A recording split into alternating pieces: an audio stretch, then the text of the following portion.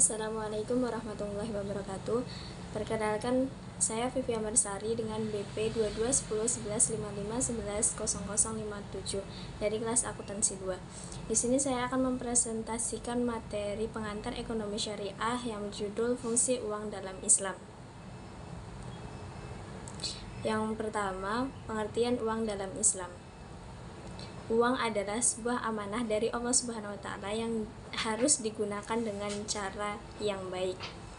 Kemudian ada syarat sahnya uang.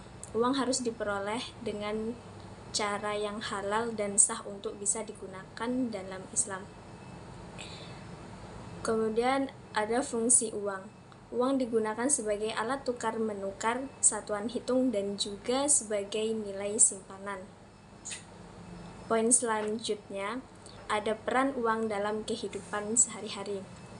Yang pertama, berkontribusi pada kemajuan ekonomi. Peran uang yang paling jelas adalah sebagai alat untuk memfasilitasi perdagangan dan kemajuan ekonomi suatu negara. Yang kedua, membantu kebaikan sosial. Uang bisa membantu keberlangsungan institusi keagamaan dan kegiatan sosial seperti pembiayaan pelatihan dan bantuan untuk kaum yang membutuhkan. Yang ketiga, untuk membiayai pendidikan. Uang bisa membantu mengembangkan sistem pendidikan yang lebih baik dan memungkinkan orang untuk mengakses pendidikan yang berkualitas. Poin selanjutnya, ada prinsip-prinsip penggunaan uang dalam Islam. Yang pertama, bersedekah dan berinfak, yaitu kegiatan saling memberi dan menerima adalah bagian penting dari penggunaan uang dalam Islam. Yang kedua, bertanggung jawab sosial.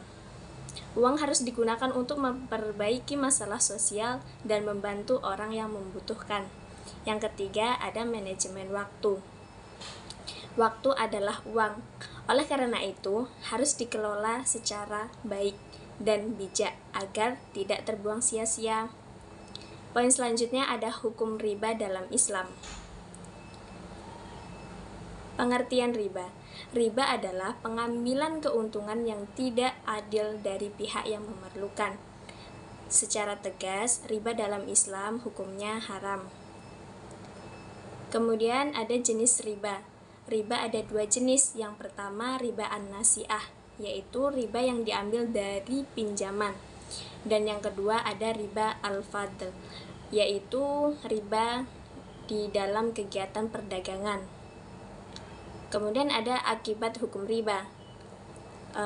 Barang yang dibeli dengan riba tidak diizinkan dalam Islam dan memiliki dosa yang besar.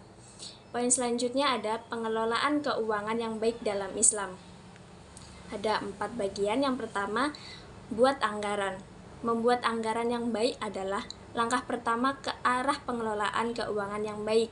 Pastikan uang yang dikeluarkan tidak melampaui batas anggaran. Yang kedua, ada investasi yang bijak. Pilihlah jenis investasi yang sesuai dengan tujuan dan kondisi keuangan kita. Pastikan investasi tersebut halal pastinya.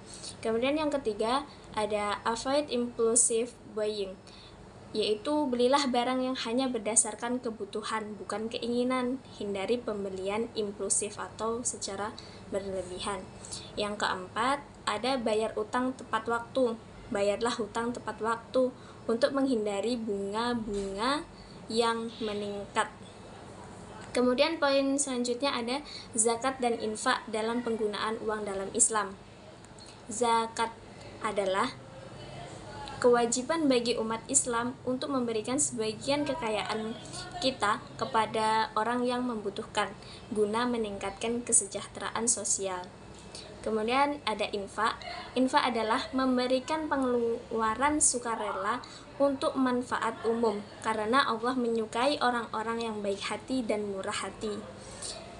Kemudian yang selanjutnya, cara lain menggunakan uang. Uang sebaiknya digunakan untuk membiayai hal-hal yang bermanfaat, seperti memberikan makan kepada orang lain atau membantu orang dalam keadaan sulit.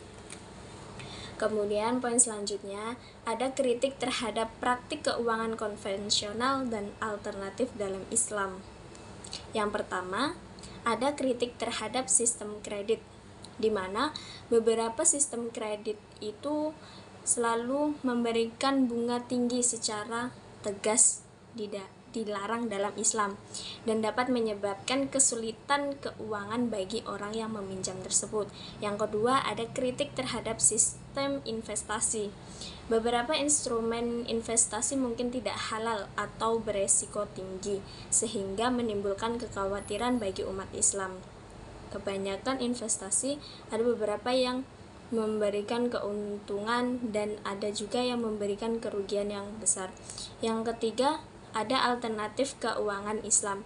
Beberapa alternatif keuangan syariah seperti lembaga pengembangan masyarakat selama dan perbankan syariah memiliki potensi untuk mempromosikan keadilan dan membantu pencapaian tujuan sosial.